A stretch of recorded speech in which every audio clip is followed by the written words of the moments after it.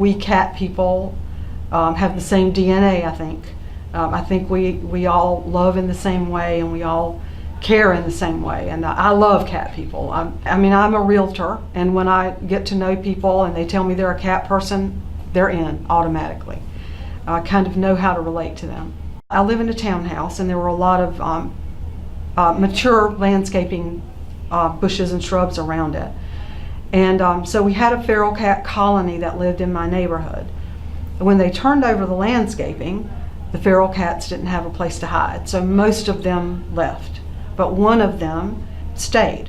She came on my porch every morning, she came on my porch every afternoon, and then I started feeding her, so she definitely showed up every morning and afternoon.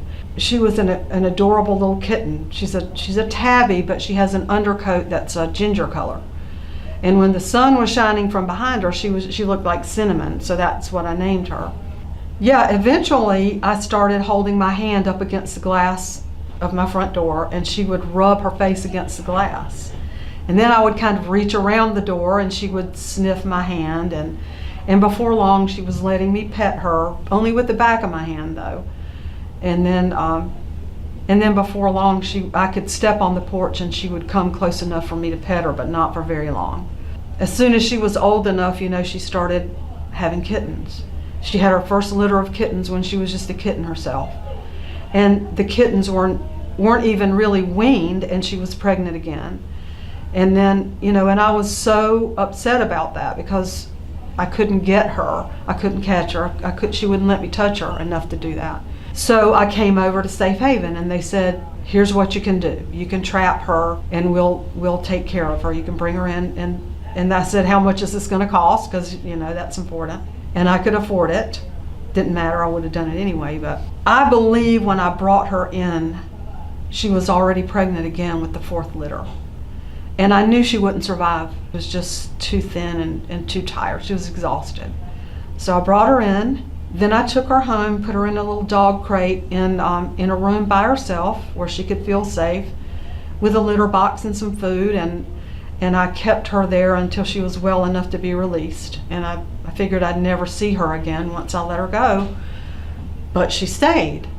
And now she lives inside. I mean, I was just able to get close enough to her, and she trusted me enough that I was able to get her inside. And she wasn't happy about that at first, but she likes it now.